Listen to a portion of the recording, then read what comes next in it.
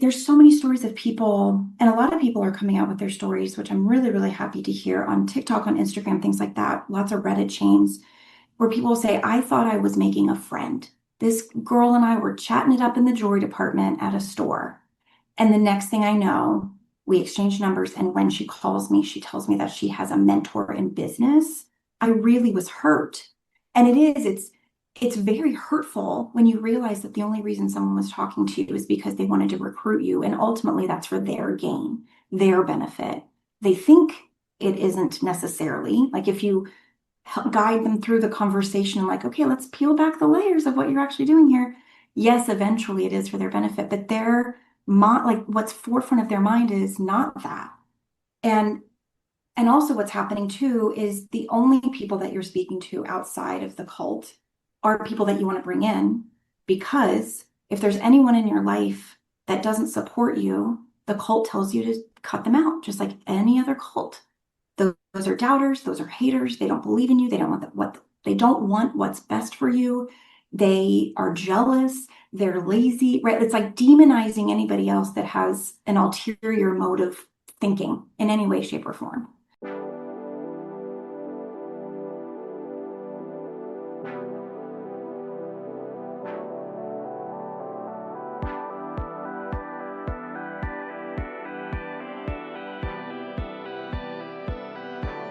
Hello, everyone, and welcome to the Truth That Heals podcast. I'm your host, Ryan Anthony Hernandez, and today we have a special guest. I met her through TikTok, and I was going through her content, and it's all about giving education on MLMs, the culty side of it, and it's very educational, and I had to ask this person if she could come on, and she's here today. She goes by the Anti-MLM Kid, but we'll be calling her A for short. Please welcome to the podcast, A. Hey, what's up? Welcome to the Hello. podcast. How you doing? I'm going so good. Thank you so much for asking me to join you. I'm really excited. Yes. Is this your first podcast for 2026, or have you done a few already this year? No, this is my first one for 2026. All right. Drum I'm roll. Hello. I'm excited, but you've done quite a few others, correct? I've done a few. I'm just trying to make sure that I can get the word out as much as possible, how dangerous MLMs are. So I'm just truly overjoyed. When you hit me up, I was like, yes, please, thank you. So I'm glad. I'm really glad to be here. Awesome. And I'm happy to have you here because part of the vision that I have for the podcast, The Truth That Heals, is not really to bash anybody who has different beliefs or different systems, but just to bring either awareness or maybe tools that can help in the recovery or in the healing journey, because everyone has a journey and it would be nice to have some good tools. And you provide so much education. 100%. Well, thank you. I appreciate that. I completely agree. We all have healing to do, right? So if we can help one another get those tools, I completely agree right with you. So I stumbled in a good way. I stumbled into, and I say because like in the Christian world, when you say stumble, it usually means like you. Mhm. But I stumbled in a good way onto your content over on TikTok, and as I said earlier, very educational. But what I like to do on this podcast is to kind of explore each guest, their world, and so what I would like to ask you is, since you do content based out of MLMs.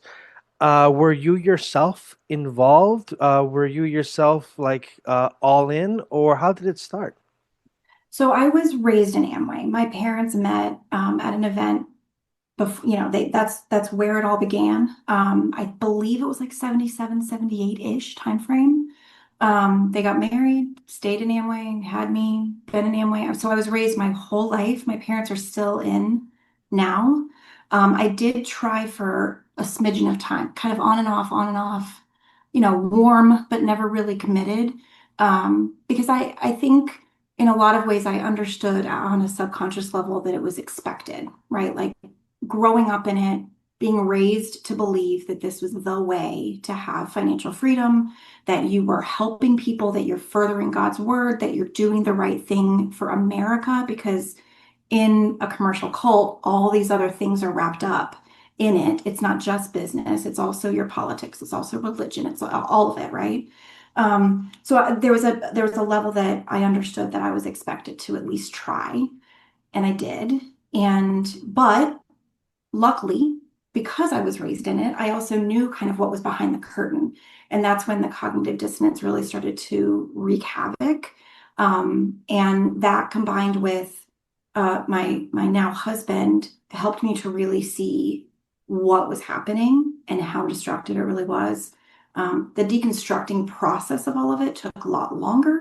But understanding where the temptation is versus the reality has been the longest amount of time. But yeah, I'm rambling again, but here we go. Just a little bit of dabbling. But yeah, I never had any success. I never sponsored a soul. I think maybe I sold a product, and it's not for lack of trying. I did try, but it just is a testament too of like even the people that are raised in it that know all the secrets still can't make it happen. Yeah, so I was walking pretty quick. Yeah. So you were born into it. Your parents met. Um, they fell in love there at the event. Yeah, so they met. Something that's interesting with Amway that is really different than a lot of multi-level marketing companies.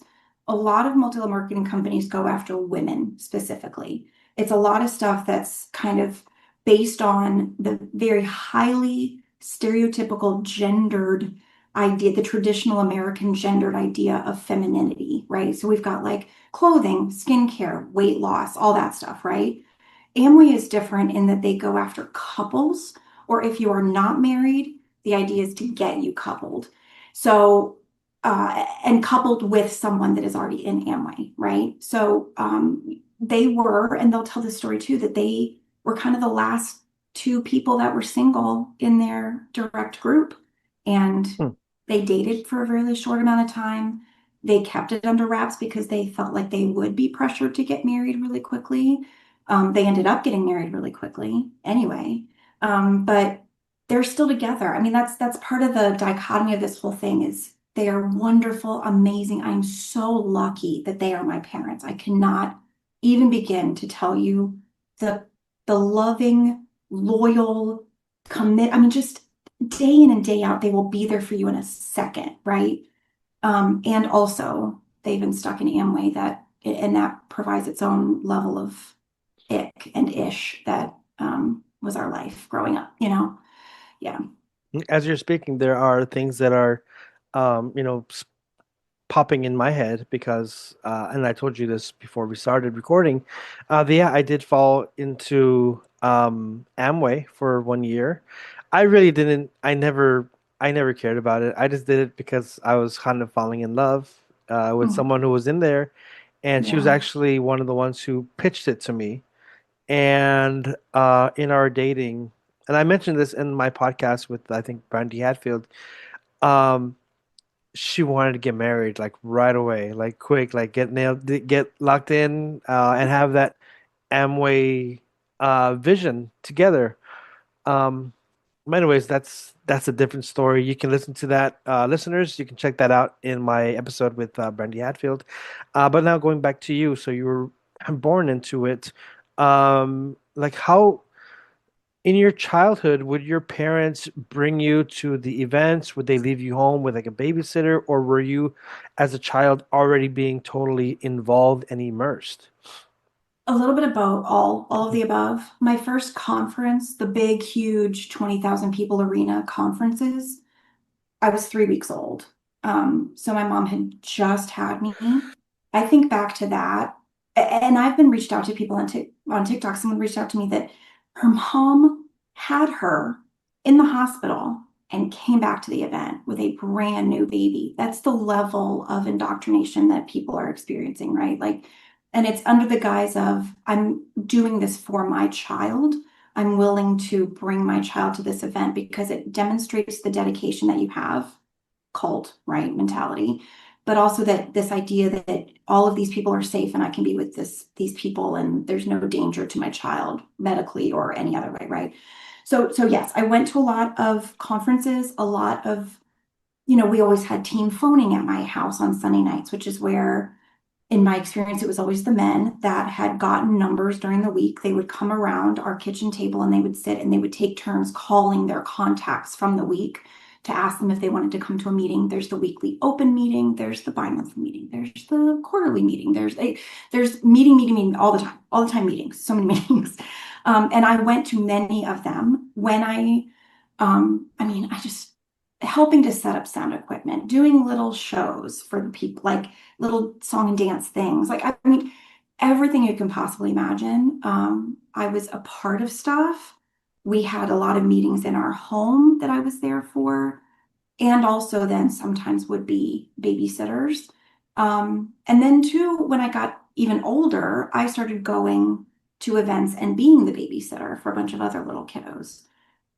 So all of it, it was just, depending on the day, depending on the time, depending on the age, but it was always in service of making sure that, my mommy and daddy could be there for other mommy and daddies. And so, as a kid in that situation, all of us just kind of fit in where we could. That was most efficient for the parents to be present at the meetings themselves.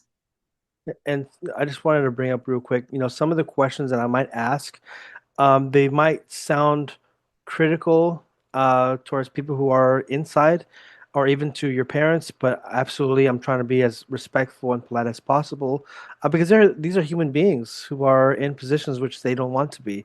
But some of the questions might just be a little bit, difficult to ask.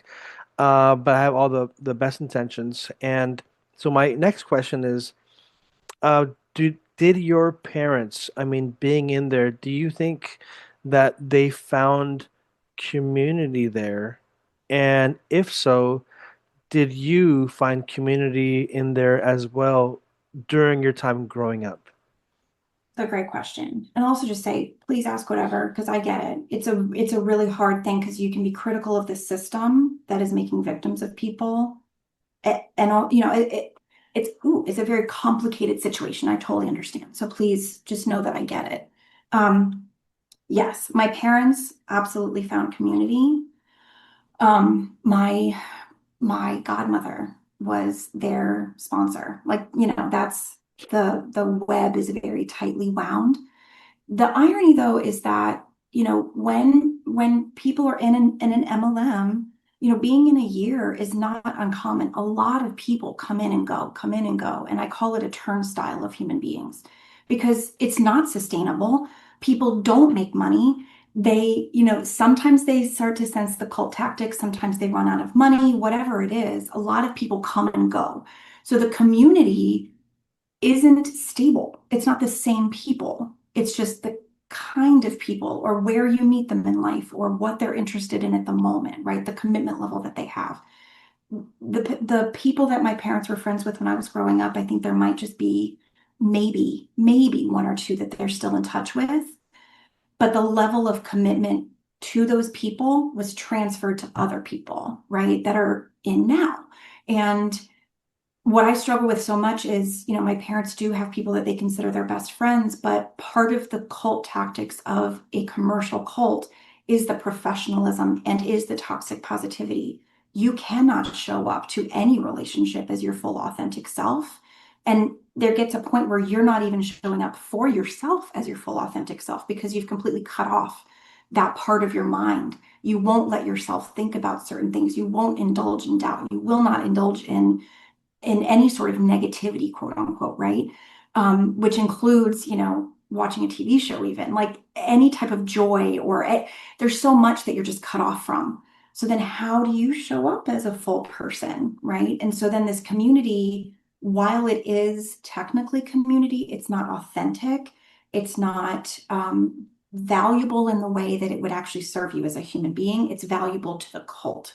It's valuable to what its end game is. But that's being said, yeah, I mean that's their safety place now. And I think for a lot of people, it can feel really, really good because of the love bombing, because of the toxic positivity. The community gets twisted into something that's not real. And yeah, when you've been in it for that long, everything folds in on itself. Like what else? There is no outside, right? It's everything is inside. And whoever happens to be inside with you at the time is who you're with. Okay, so I've heard Amway being described, and not just Amway, but there's a bunch of other MLMs out there, MLMs in general, being described as commercial cults. Mhm. But um, looking at Amway for this example, could one say that it's also maybe a bit like religious? Do they combine religion and, of course, American way, Amway, America way, or what is it? Yeah, yeah, that's It what it stands for. it also has a bit of like Absolutely. nationalism in there. 1,000%. Yes, yes, and yes.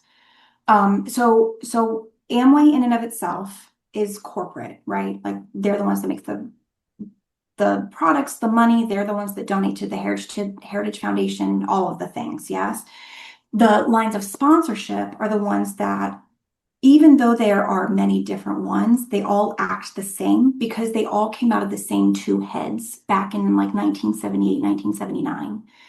Dexter Yeager and Bill Britt were the ones that created what the lines of sponsorship are now. And they are highly evangelical Christian, very white nationalist.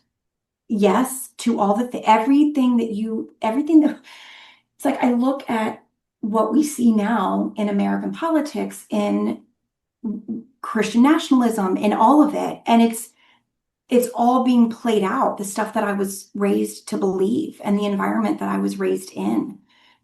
They can say that everybody needs Amway, but when you sponsor a person of color and you don't have makeup that is their skin tone, you don't want them to worship the way that they worship. You don't want them to have political affiliation that, like, it doesn't, if you're not a cis heterosexual individual, there's something about you that is wrong, right? And they'll try to jam you into what their idea is consistently.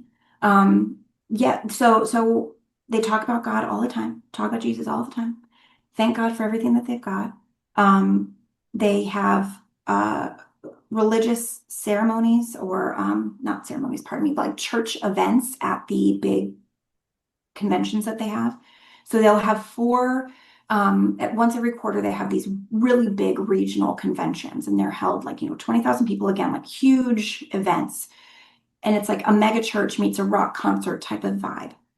But Sunday morning is always a religious service. It's always a Christian service. And it's being led not by a pastor, but by the diamond that spoke the night before about his millions of dollars. And the founders of Amway were Calvinists, which is a denomination of Christianity that is very much based in predetermination. God chose you to be rich and wealthy, and that proves to everybody else that you deserve it because God chose you, and therefore, anybody else that doesn't have wealth means that God didn't like you from the jump. Like, it makes no sense, but it's very biblical when you look at the Bible itself. At least that's my point of view. But yeah, it is. It's a lot of racism, misogyny, nationalism wrapped in a business bow, telling people that they can reach their dreams if they just listen to everything that these people are telling them to do. So if someone from this MLM is listening, and they're probably thinking, of course, some are going to be defensive. Yeah. They might say, well, it's no one has it's never been a written rule to be racist or like this. Um, which I hope there's no rules to be racist in any group. But would you say that maybe that could be the case, but could you say that from experience of living in there, that was really like the energy that you witnessed? Yeah, and it was very subversive. I don't ever, exactly, there's never anything that's an outright statement of misogyny, racism, nationalism, any of it, right? Patriarchy, all the stuff. But it's highly capitalistic in its pursuit. And with that comes all of these understandings underneath them. Like, in order to be a highly effective, efficient workhorse making all of this money, then there's these things that we just allow to be assumptions about human beings in general.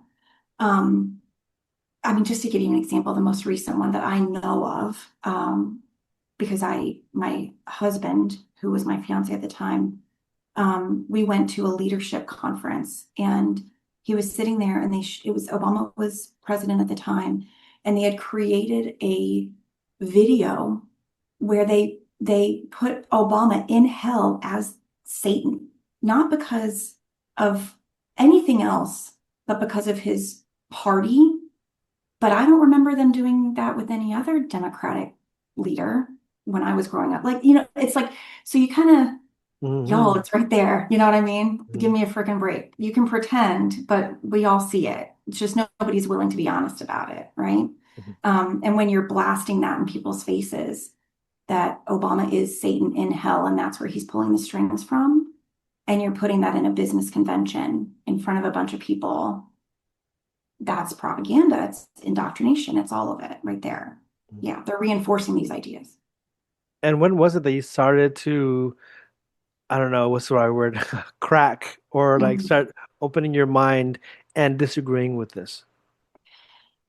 A lot happened at that particular event. I had tried to recruit my husband when we were dating.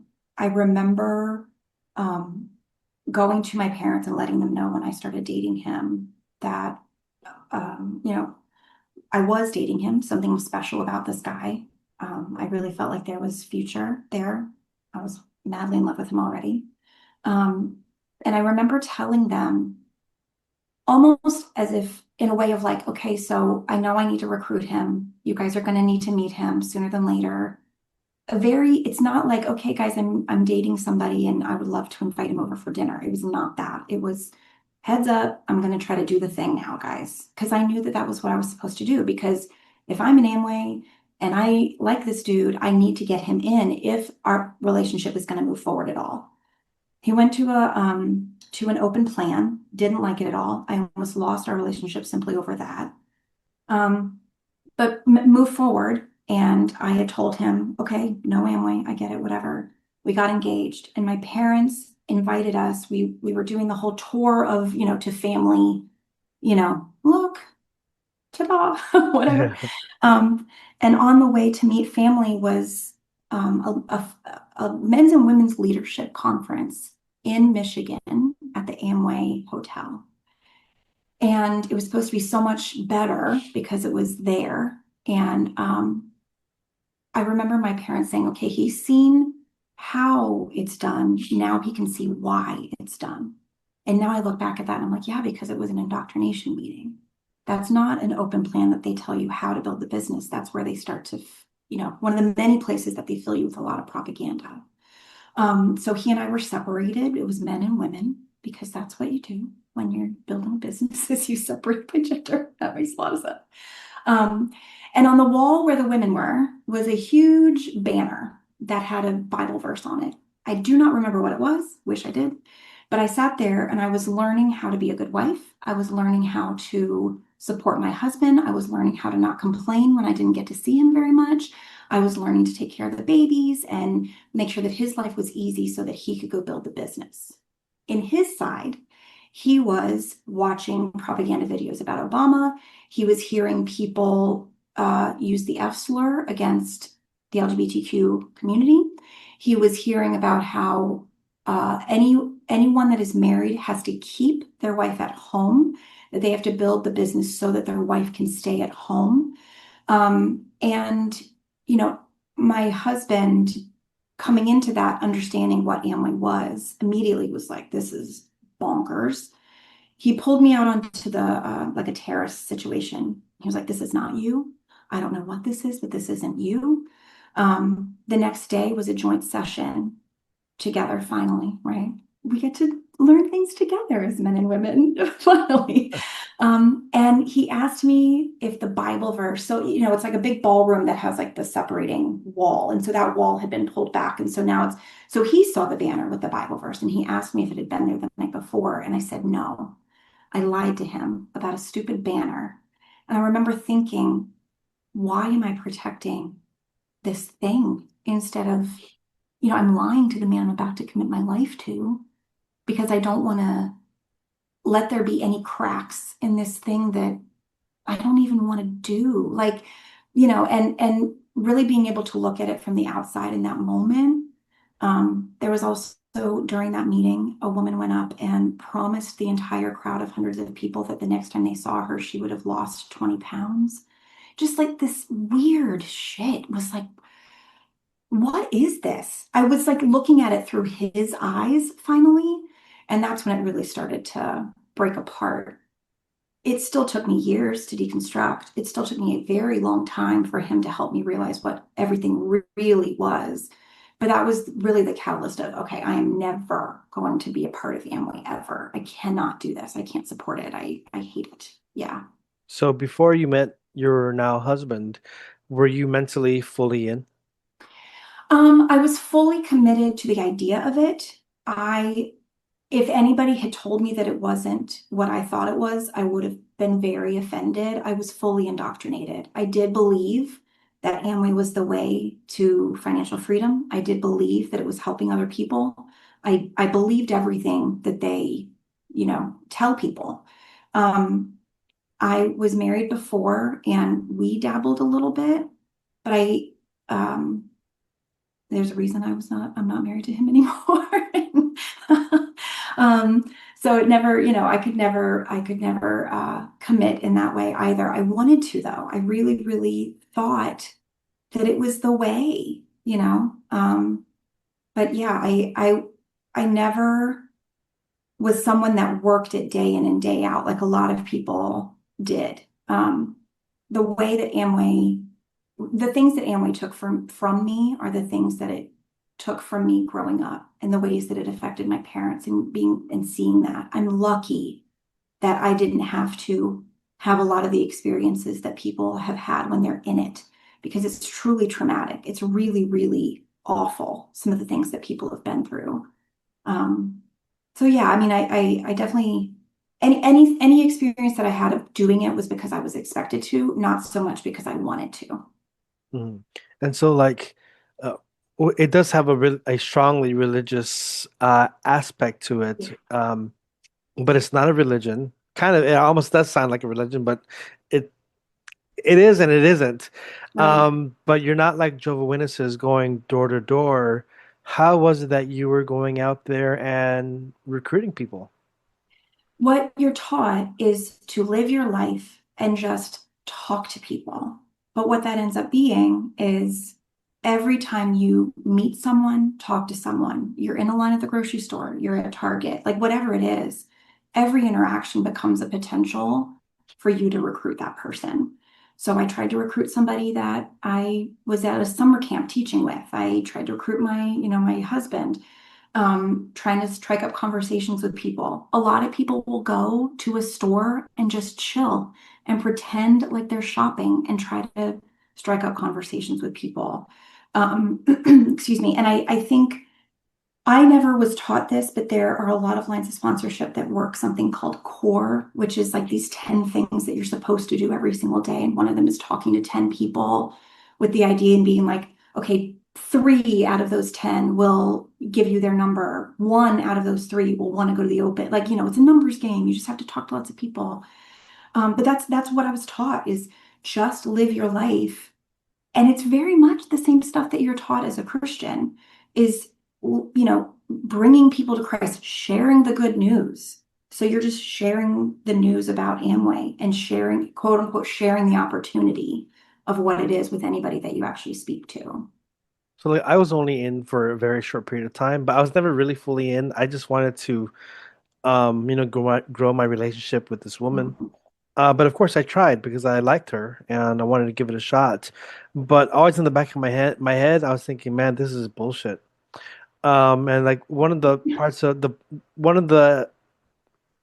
one of the bullshits, one of the little turds that I Yeah. found was exactly what you were saying about. Oh, actually, I remember um write a list of names. First was like write a list of names of people you already know Yeah. and talk to them. And so I was like, oh, dude, like this is so cringe because it's like I haven't talked to many of these people and I'm writing down their names. I haven't spoken to them in a long ass time. And so now Yeah.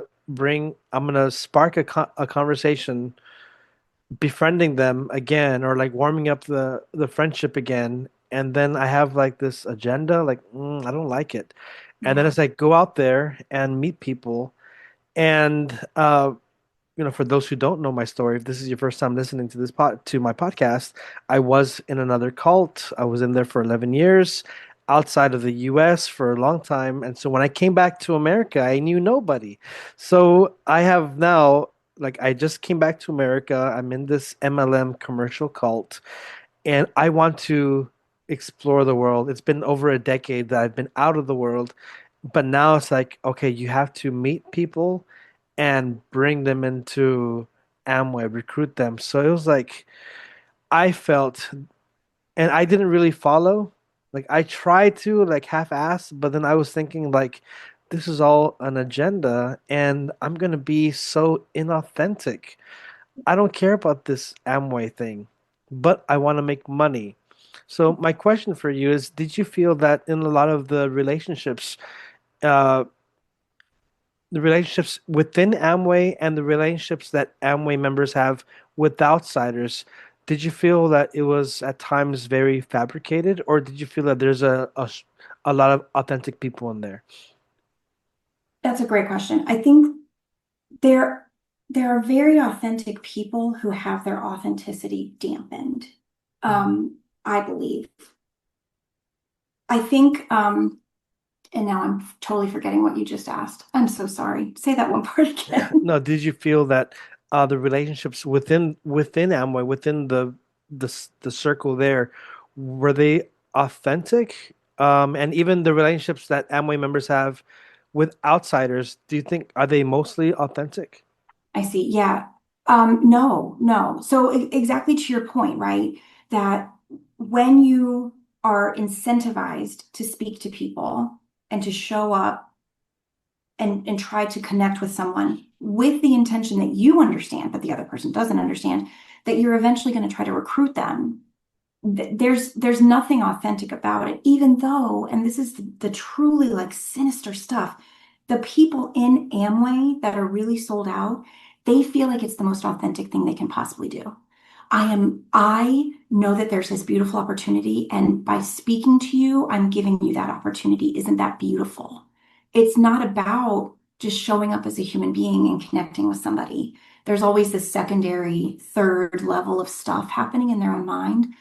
But yeah, I mean, and two, right? There's so many stories of people, and a lot of people are coming out with their stories, which I'm really, really happy to hear on TikTok, on Instagram, things like that. Lots of Reddit chains where people say, I thought I was making a friend.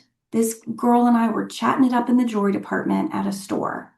And the next thing I know, we exchange numbers. And when she calls me, she tells me that she has a mentor in business. I really was hurt. And it's very hurtful when you realize that the only reason someone was talking to you is because they wanted to recruit you. And ultimately that's for their gain, their benefit. They think it isn't necessarily. Like if you help guide them through the conversation, like, okay, let's peel back the layers of what you're actually doing here. Yes, eventually it is for their benefit, but like what's forefront of their mind is not that. And and also what's happening too is the only people that you're speaking to outside of the cult are people that you want to bring in, because if there's anyone in your life that doesn't support you, the cult tells you to cut them out, just like any other cult. Those are doubters, those are haters. They don't believe in you. They don't want they don't want what's best for you.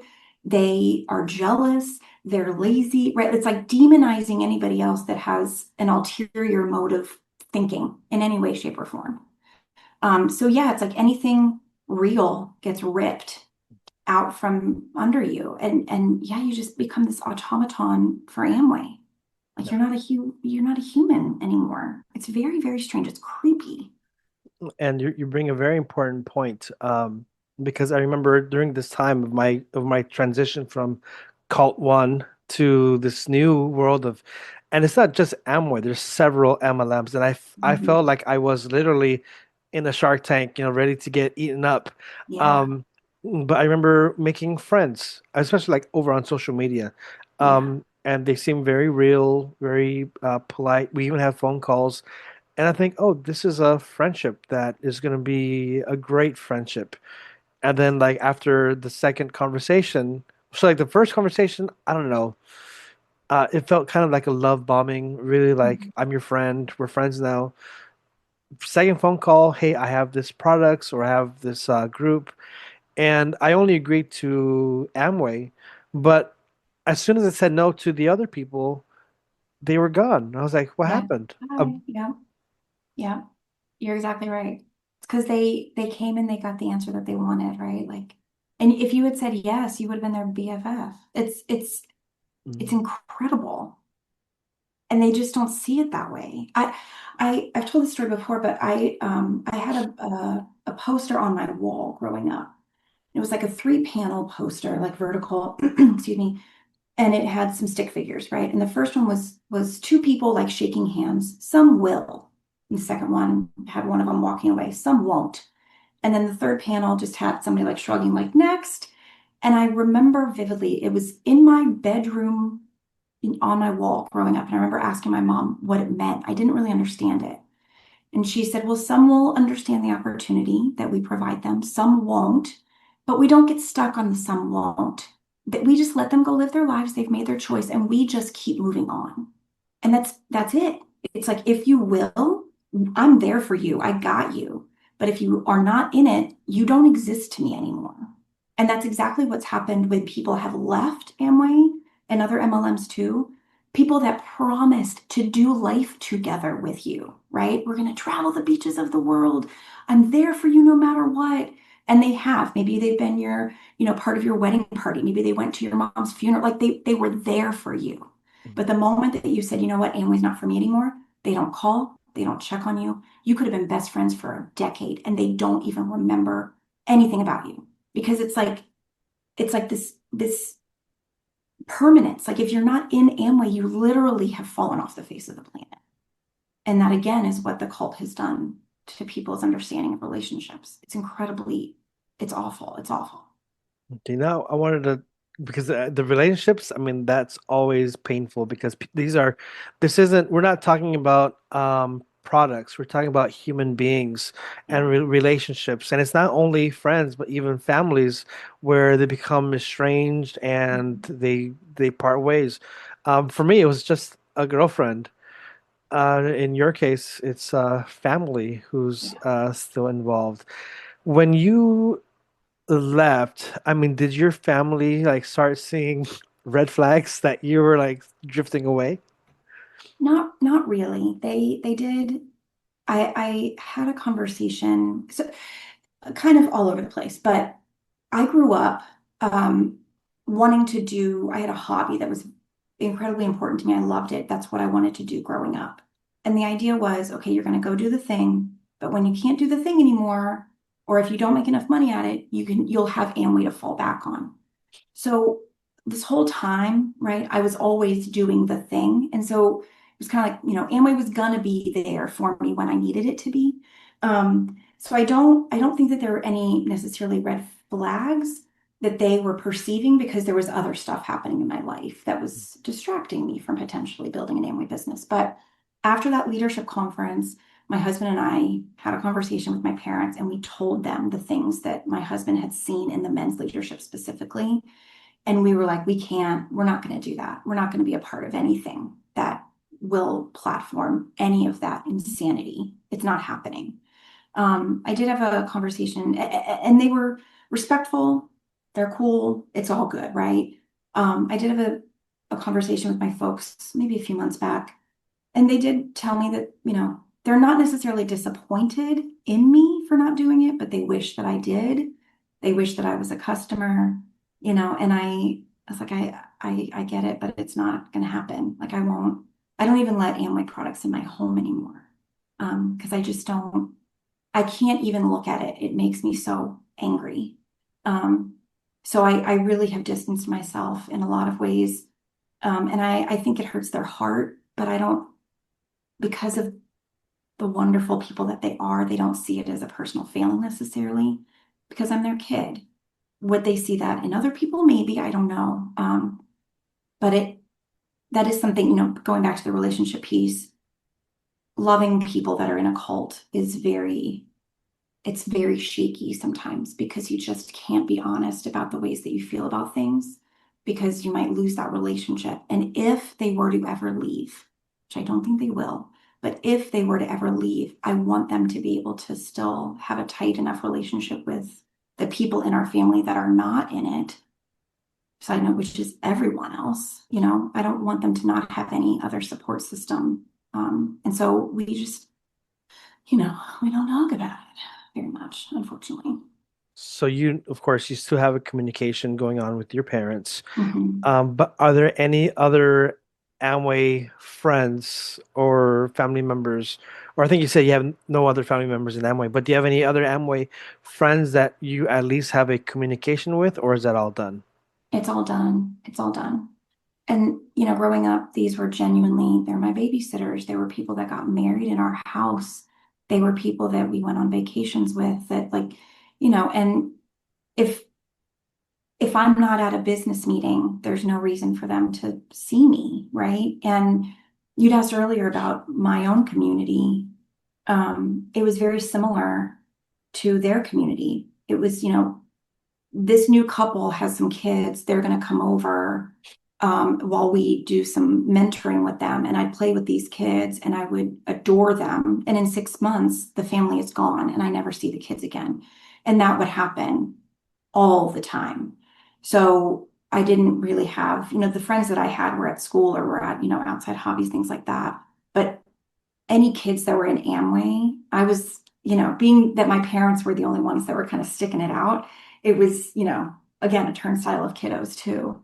But yeah, there's no one, like I mentioned, my godmother was my dad's sponsor. We went over to a cross lines pool every day during the summer, like all these things, but it's like when you're not in it anymore, they don't have any reason to connect with you. Yes, it's sad. Yeah. But your family has been involved since before you were born, so it's been Yeah. quite a few years. You're saying it's at this point around 50 years or almost Yeah. 50 years? Yeah. I think what year is it? In a couple, they're at like 48 years, Wow. 49 years. Yeah, it's a long, long time. So I've been to two conferences. The first one was when I was recruited was at a coffee shop and, a little flirtation. And then, yeah, Mhm. like a month later, I got invited to, I think it was in Palm Springs, have a convention there. And then 1 year later, it was the same exact thing, the Mhm. convention. And excuse me, coming from another cult, because we had a lot of in the cult that I was initially in, we had a lot of like singing and dancing. And I'm not against that. I mean, people can sing and dance, but I really felt that this was used as a tactic to kind of make someone feel welcomed and to stay there. But because I'd already been in a cult, I kind of saw these red flags. But I'm bringing this up, this convention, because you were talking earlier about like I asked you about like the religious aspect and how there was some, I think you mentioned Diamond guy who had like millions of dollars, and he was talking about all of his adventures.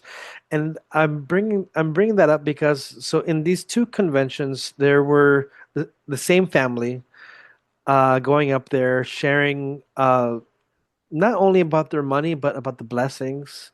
And then we see in the background, because there's like a big projector and like slides, images of them on vacation and traveling, and they're just like the happiest family.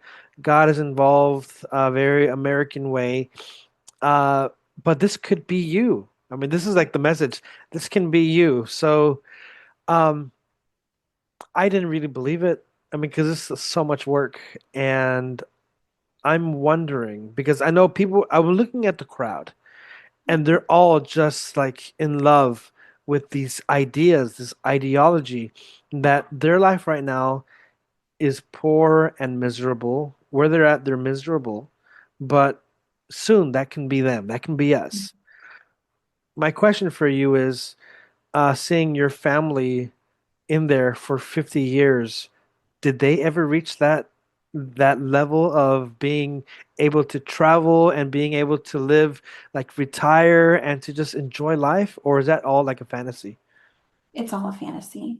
It's all a fantasy. I mean, that's even like hearing you recount that, it breaks my heart because the the same people are the ones that are quite literally lying to every single person in those seats. And they know they're lying because the millions of dollars are not coming from Amway at all.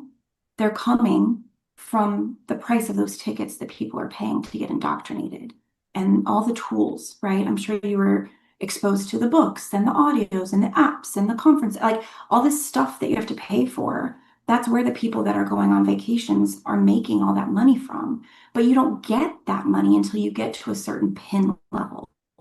And so you have to push, push, push, push, push. And behind the scenes, there's all sorts of things happening with pin levels where like lines of sponsorship will shift over, or this one person needs to hit this next level in the next 6 months. So they call everybody to like buy extra product. There's so much manipulation.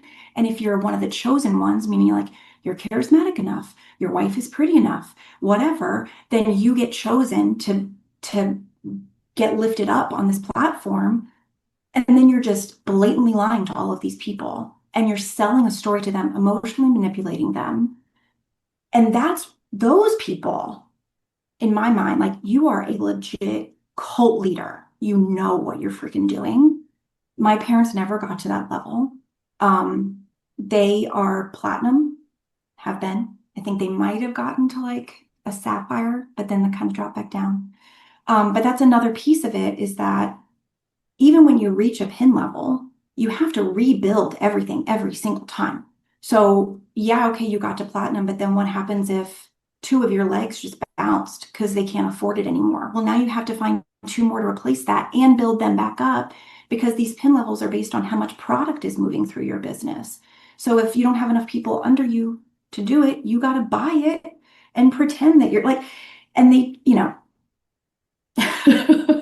there's so much deception. There's just so much deception, not only in where the profit comes from, but how you have to make the profit happen, where the people that are selling showing their lavish lifestyles, they're also not going to be admitting that the gown that the woman is wearing that was rented, or the tux is rented, or the Benz that they showed up to was also rented, and the vacation that they went on. Actually, the scene that you got was only 5 minutes of them not on their phone, making sure that their team was buying all the stuff. Like anything can be made to look like it's ideal, anything. But even the diamonds, the big fancy schmancies, they still have to travel all over the country to present to people. They still have to, like, keeping people indoctrinated is really hard work. It takes a lot of time and effort because you have to constantly be pumping into them things that are contrary to their own reality? So if you're not doing it, so this idea of like time freedom, all the stuff that they say, it's complete bullshit. It's just you're just working for the cult. You're not working for, somewhere that you might actually have a 9 to 5. So you have your evenings to yourself and you have benefits and you have job secure. Like it's actually so much safer to have a job than try to make millions of dollars at Amway. It's a complete lie. Yeah, Yeah. it also it's tangled with a false religious hope because I Yeah. mean I think earlier you were saying how like the idea is I think you said predestination or what was it Yeah, predetermination, I think. And this is just predetermination. my very amateur understanding of it, but yeah. Okay, and it just because I felt that although they didn't say it, but like the Hmm. attitude towards being poor or being Yeah. maybe you can say humble living is that person isn't being blessed. I mean, if you're Right. blessed, then you're going to be having the stuff to back it up. And so the mindset that I felt in the crowd was, yeah, we want that life. What we see, Yeah. we want it because then we'll be happy. And that for me just didn't sit right. I didn't say anything because I was kind of in love with this chick. Yeah. And I was bearing it, but at the same time, like these are some red flags that I've seen. Yeah. Um, Yeah. yeah, so just hearing you talk about this is just also bringing some things to mind. But you eventually did leave Yeah. with your fiance, then you became your husband. Mhm. But when was it that the anti-MLM kid was born? It's so funny. I'm on TikTok, you get like this day, whatever year. It's been a couple of years now, which is wild to me. Um, so part of my deconstruction, like I mentioned before, it took a very long time for me to understand. Um, Maybe some of your listeners have heard of the Dream podcast, which is, I very much encourage people to listen to it. The first season is about multi-level marketing.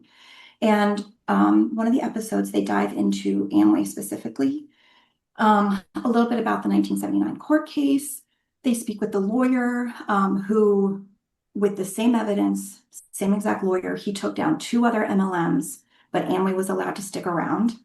You know, coincidentally, the founders of Amway were hosted in the Oval Office in 1978. So, take that for what it's worth. Um, they're very well connected politically. They just are. So I was doing a lot of deconstructing of what Amway was and understanding about the tools income versus the Amway income and reading Amway income disclosure statements and reading stories and just looking up Amway on every single platform I possibly could just to see what would pop up. And I already had a TikTok account. I was doing like design DIY stuff because I like to do that. And but I was looking at someone was telling their recruitment story about somebody, a woman she was in her car and she's like, somebody just tried to recruit me. I thought that she was trying to make a friend. I'm so hurt. What is with this cult? And somebody in the comments said, Amway isn't a cult, it's not a pyramid scheme. And that was my first video. I was like, reply, yes, it is. Yes, it is. And these are the reasons why. And I understand it now. It is a pyramid scheme, and pyramid schemes fail. And in order to keep people in pyramid schemes, you need to indoctrinate them. And that's where the cult comes in. And, somebody would reply with a question or a statement, and I would reply to that. And on and on and on she rolls. So much of my content is just replying to people's comments.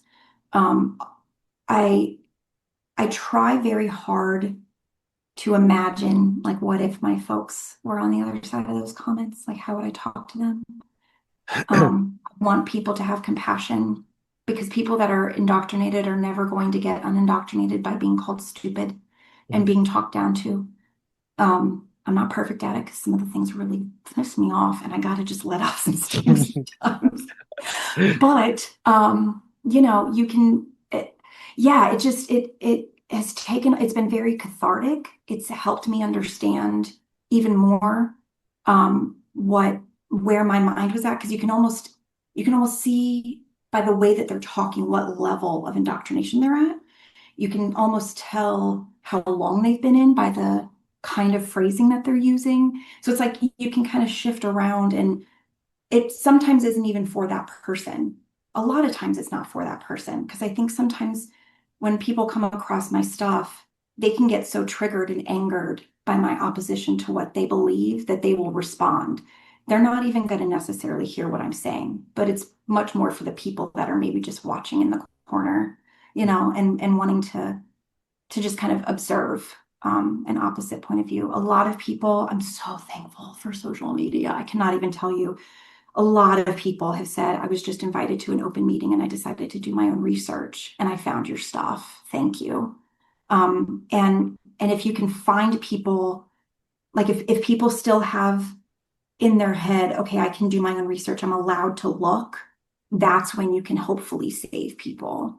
Because that's one of the very first things is they say is don't look us up online. It's just a bunch of haters. And people that listen to that are the ones that are going to they're going to slide in, into that indoctrinated place faster. But yeah, it's so much, I don't know, I'm just very, very thankful. I've connected with a lot of people that have experienced the same thing, a lot of people that were raised in Amway or other MLMs and hearing the sameness, it's just very validating and very healing to, you're connecting with people that you never, I never, how else would we have been able to chat, Yeah, look at without, us. without that. Look at us now. Yeah. Exactly, exactly. Yeah. Um, so like when I was involved, I think it was like 2016 to 2017 or 2017, 2018. I don't Mhm. remember, but I don't remember seeing as much anti-MLM information out there. And I didn't even know what the heck to look for. But Right. what I do remember was thinking, um, and you mentioned this briefly, pyramid scheme. Yeah. uh, cult. But Yeah. at that time, it wasn't really so much of a, I didn't really think about it too much. And actually, I remember like in that conference, both conferences, that's something that they address. Are Hmm. we a pyramid scheme? And then, of course, they have like their PowerPoint, and it's like, and maybe this will bring memories to you. It's like, no, because if you look at this graph, this is what other businesses are built as.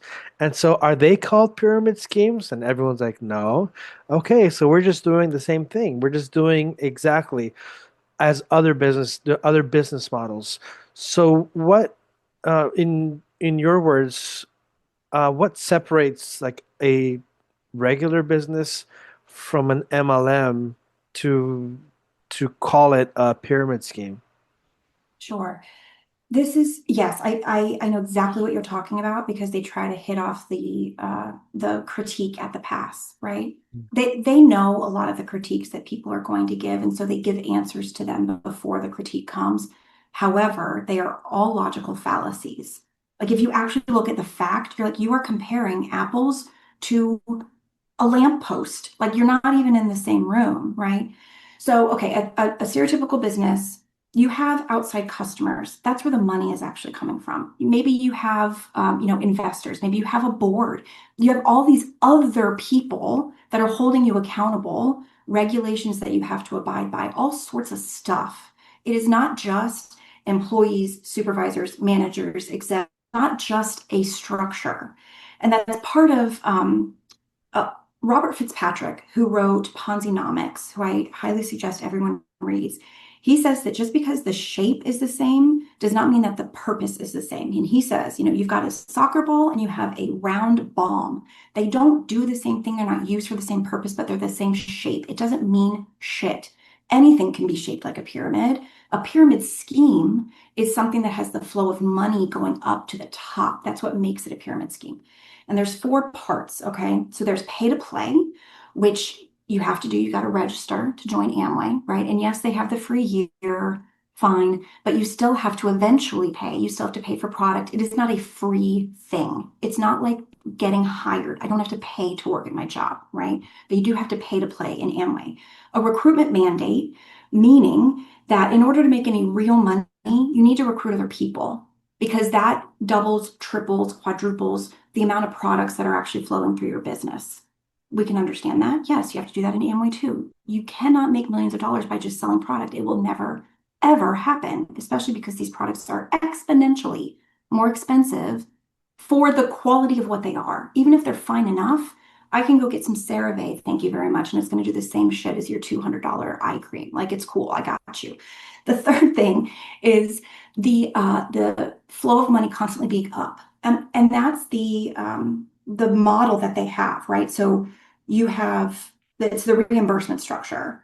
You have however much PV is moving through your business, however many points in product is moving through your business, you get a certain percentage of that. But that's why the shampoo costs $30. An empty spray bottle is $7. Empty before you even put anything in it. Give me a freaking break. But everybody above you is getting pennies at least. They're getting something off of that spray bottle that you just bought, right? And you can't tell me that a spray bottle from Amway is worth $7. Like it's a spray bottle. How much better can it be, right?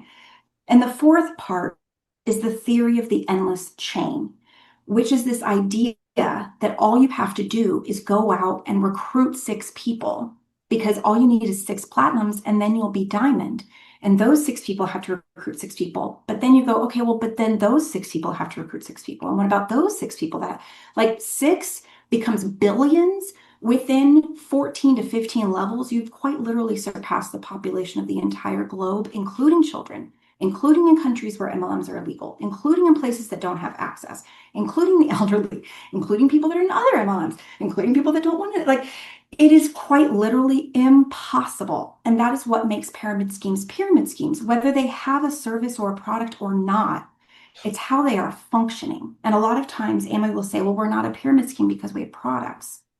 Who gives a flying fuck if you have products or not? Like, if you do not have outside customers, you are a pyramid scheme. It's a closed system. And that's the thing, too, that a lot of people will say, well, all you have to do, but is sell these products. But you have to keep in mind that according to Amway's agreements, you're not allowed to have a brick and mortar. You can't sell at a brick and mortar. So if you have a hair salon and you want to sell the shampoo, you're not allowed to do that. You're not supposed to do that. And if Amway finds out that you're doing it, you're going to get in trouble. Like you're not going to be able to make any more money from it. Um, and beyond that, the tools systems that are lines of sponsorship, that is an entirely closed system. They don't even try to pretend. You're not supposed to give people a bunch of books unless you're trying to recruit them. You're not allowed to get them signed up on Communicate. You're not allowed to invite them to conventions unless they're recruited. Literally, outside people are not allowed access to these things. So it is a pyramid scheme. So the lines of sponsorship are pyramid schemes holding up a pyramid scheme. Like it's all of this, and it's in the shadows of what Amway is, so we can kind of excuse it. But once you even for a moment start to look at the facts, it all falls apart. It's all delusion of what this actually is. It's nothing like a traditional business. You are not an entrepreneur. You're an independent contractor. It is a lie upon a lie upon a lie. All of it.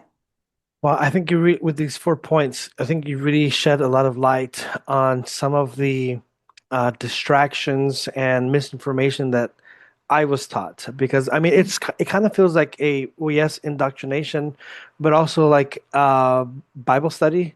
And Yeah. I'll explain because like, okay, we have the conferences, but also I remember they would have like meetings, I think like every other week or something. Mhm. And in these meetings, which I only attended like two, but in those meetings, they would like, like instead of a Bible study, because in Bible studies, um, and I haven't been to Bible studies in a while, or even a Protestant Bible study. I feel like most of it was like memorizing lines, memorizing this Yeah. or the Bible says this, and so in these Amway meetings, I felt like we were being yes, indoctrinated, but we're giving lines to memorize in case someone asks us, is this for example, is this an MLM pyramid scheme?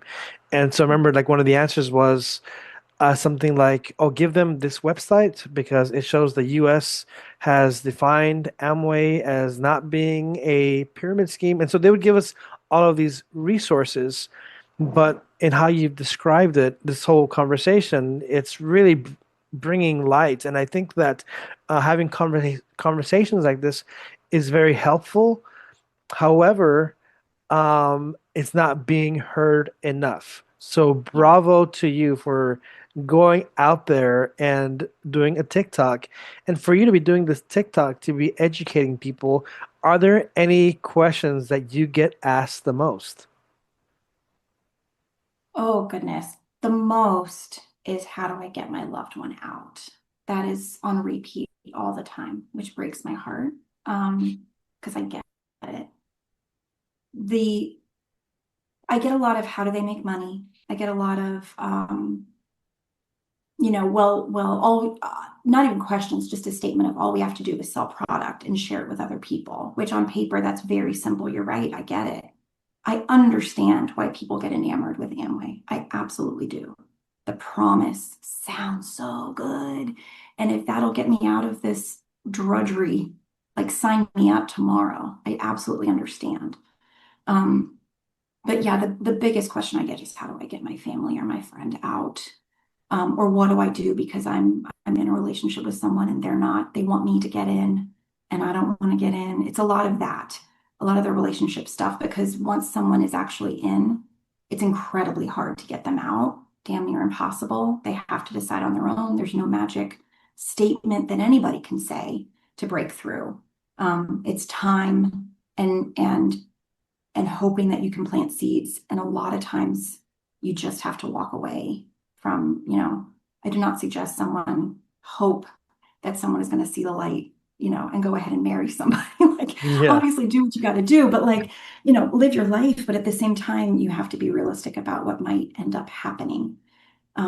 Because too, in multi-level marketing and because of all the things that you mentioned, how highly religious they are, how demanding they are of your time and effort and energy and resources, it will change someone's belief set. It will change people's worldview to align with the cult. And that is a highly Christian nationalist. I mean, the Heritage Foundation gets a lot of money from Amway, a lot, and they are not good people, like, and it's not just them. It's, the Better Business Bureau, which is a very conservative organization too. It's the Republican National Committee. It's, and it's always right-leaning political organizations. That is why Amway is here. People are going to lie and say that it's because the government said that we are not a pyramid scheme. No, it is because Amway is connected enough that they get a free pass. And maybe they get a spanking on the hand, of, okay, you need to be a little tighter around your customer sales. But when they go in conventions and teach people how to fake receipts, and the receipts never get audited anyway, so what difference does it make?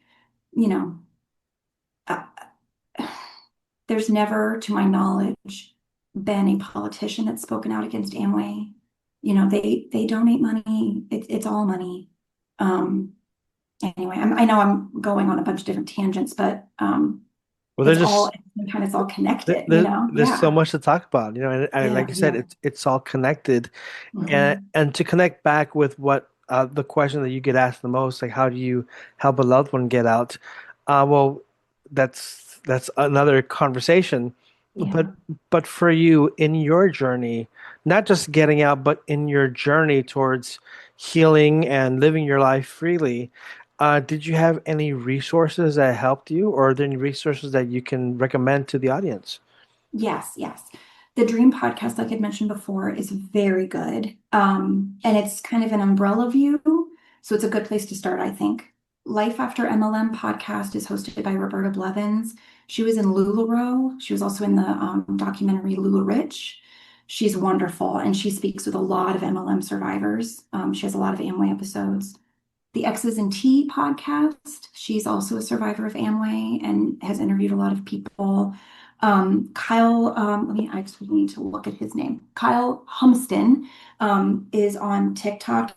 He and his wife escaped Amway recently, I think within the last year and a half or 2 years. And they will be the first to tell you that their life is so much better since leaving. So there's a lot of things on TikTok. There's also Cults Inside Out is a book by Rick Allen Ross. He's a cult extractionist. And at the end of that book, he has a bunch of extraction or like interventions that he's done with various different cults. And one of them is an Amway intervention where two parents got him to help with their son. And that was very, very good. Ponzinomics, like I mentioned before. There is a lot out there, a lot of Reddit threads. It's just a matter of trying to figure it, like just put Amway and just listen to what people have to say. There really are a lot more resources out there now than there used to be. There's also Stephen Hassan. I really suggest people look him up. His website is called Freedom of Mind, and he also he's one of the leading cult experts in America. Um, He's also on Instagram and TikTok. He has developed the BITE model of authoritarian control, which is, behavior, information, thought, and emotional control. Those are the four pieces that you'll see in any cult, in any narcissistic relationship, any sort of authoritarian control situation. You'll see them across the board. And if you Google Bite Model Amway, he has a whole page where people have submitted stories of how they experienced behavior, information, thought, and emotional control in an Amway context, which is really great too. And it adds a lot of, sometimes we can be victims of things and think like, well, it wasn't that bad, Mhm. or it was okay because they're a good person. You don't realize how you've been victimized or manipulated. And when you see other people saying, no, this is not okay, you can start to heal because you realize, like, oh, I can acknowledge that this wasn't okay. I don't have to find an excuse for it. I don't have to legitimize abuse. Yeah, Wow. Well, thank you so much for sharing not only the resources, but also sharing a bit about your story. I feel like I can go for another 3 hours. Uh, seriously. yeah, I feel like we can. So maybe we do another follow-up Sure, episode later anytime. on. Yeah. But a question that I ask all of my guests is, A, what is your truth that heals? My truth that heals is to accept that it's okay to be curious.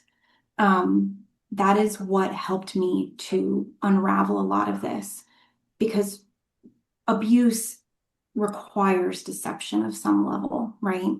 Whether it's a cult, whether it's narcissistic abuse, any sort of control, they are not being honest with you about their intentions, about their benefit, about how it will actually affect you. And if you can stay curious, don't take things at face value. You need to, maybe it is true at face value, but you have to be curious enough to prove it to yourself and be happy enough with the evidence that you don't have to just take people's word for it, because that's what, Amway relies on. They rely on people just seeing a rich person tell someone else how to get rich and not digging beyond that. You have to dig beyond it. You have to be curious to find out the truth for yourself. Well, thank you so much, A, for sharing your truth that heals. And to the audience, go check out A, but also, I mean, yes, the anti-MLM Kid. Where can they find you actually?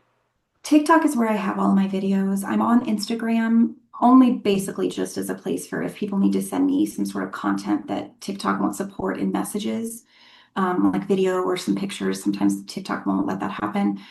So people can hit me up there. But I'm much more active on TikTok. And I'll just say too that for anyone that is advocating for anything, I want people to know that, if you message me, I will get back to you. Just please be patient. It is hard work. And um, I, please don't only rely on one source. Go other places. I'm saying this because I fail too. I fail at being the resource that people might hope that I could be. And I just want to be honest with that. I need to take breaks and I need to step away. And sometimes I'll take months off of TikTok because I just have to. Don't wait for people. Keep, again, like be curious. Find the answer that you need. And if you can't get it from me or you can't get it from you, like there's so many people that are out there that do want to help and just keep seeking for the answers that you need. But yes, you can find me on TikTok. I am there. I absolutely want to help. I also have limitations. I just don't want to promise things that I can't provide, of course. No, well, thank you so much. And at least going to see you on TikTok and, of course, all the other resources that you suggested. That is a first step for many people. And I think that's a big step is actually to have that curiosity and not just the curiosity, but, go and click on Yeah. that anti-MLM Kid and learn a bit. I wish I had this information earlier, but, hindsight. Yeah. Anyways, thank you again so much, the anti-MLM Kid, for being a guest here on the Truth That Heals podcast. And to the listeners, if you're watching this on YouTube, please go ahead and hit the subscribe button, hit a like. That'll be great. Please feel free to leave comments. Or if you're listening to this over on Spotify or on any other platform, please feel free to leave a review, a comment, or even some stars. That always helps it out. And if you would like to help me out as well, you can do so by buying me a coffee at buymeacoffee.com/truth7. You can really help me out by doing this. It helps me to keep the podcast going, helps me to pay for things like Zoom, and helps me pay the bills. And it helps me to also keep on inviting awesome guests, as I did today with our amazing guest, the Anti-MLM Kid. And again, thanks so much for being an awesome guest here on the Truth That Heals podcast. Thank you so, so much. I appreciate it.